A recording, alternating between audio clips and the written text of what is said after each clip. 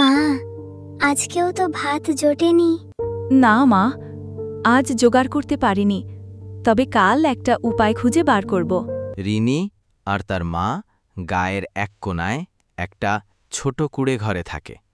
বাবা অনেক বছর আগে মারা গেছে। মা দিনমজুরির কাজ করে কোনো রকমে সংসার চালান। পরদিন সকালে রিনি পুকুরে গেল। সে মাঝে মাঝে খেলার ছলে পুকুরে লাফিয়ে ছোট মাছ ধরার চেষ্টা করে। হঠাৎ একটা রূপালী মাছ ধরা পড়ল তার হাতে। মাছটা চকচক করছিল রোদে। আমায় ছেড়ে দাও, আমি তোমার 3 ইচ্ছা পূরণ করব। তুমি কথা বলো? হ্যাঁ, তবে এক শর্ত, তোমার ইচ্ছা যদি অন্যের ভালো চায় তবে তা বাস্তব হবে। আমি চাই মার যেন আর কষ্ট না হয়, উনি যেন সুখে থাকতে পারেন। প্রথম ইচ্ছা পূর্ণ, তুমি কাল সকালে দেখো। পরদিন সকালে রিনির ঘরের সামনে একটা ঝকঝকে নতুন সেলাই মেশিন দেখা গেল। তার পাশে খাবার, কাপড় আর কিছু টাকাও ছিল। এসব এলো কোথা থেকে? আমি একটা জাদুকরি মাছের সঙ্গে দেখা করেছিলাম। আহা, বাচ্চা মেয়ের কল্পনা। কিন্তু যাই হোক, আজ বোধহয় ঈশ্বরই সাহায্য করলেন। এই দৃশ্যটা গায়ের মোড়লের চোখে পড়ল। সে সেদিন সন্ধ্যায় রিনির ঘরে এলো। রিনি, কোথা থেকে এত জিনিস পেলে?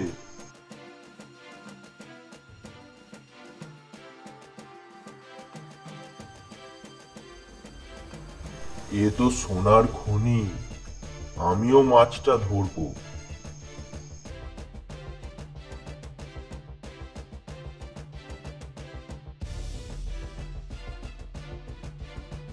মোড়ল রাতে পুকুরে গেল।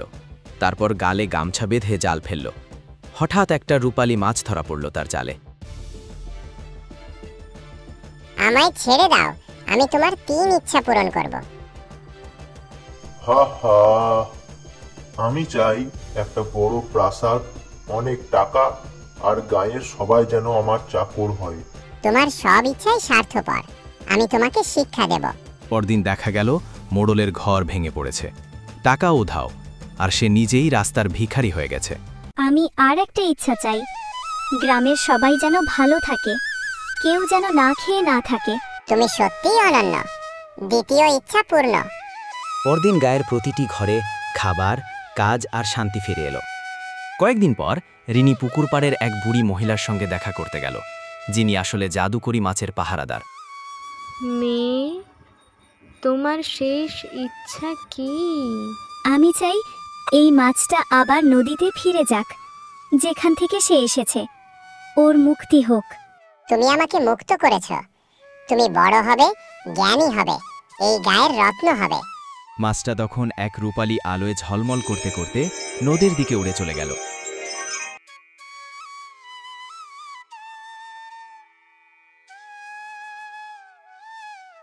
এরপর বছর কেটে গেল।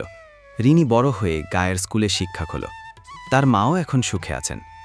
গায়ের মোড়লও এখন অন্যদের সাহায্য করে, কারণ সে বুঝতে পেরেছে লোভের শেষ শুধু শূন্যতা। পুকুরটা এখনো আছে, আর মাঝে মাঝে রিনির ছাত্ররা বলে, দিদিমণি, পুকুরে একটা সোনালী আলো দেখা যায় মাঝে মাঝে। হয়তো কোনো জাদুকরি মাছ আমাদের আশীর্বাদ করছে। তারা বলে ভালোবাসা, নিঃস্বার্থতা আর দয়া, এই 3টি গুণই মানুষকে সত্যিকারের জয়ী করে তোলে। ছোট্ট বন্ধুরা, আজকে গল্পটা তোমাদের কেমন লাগলো তা অবশ্যই জানাও।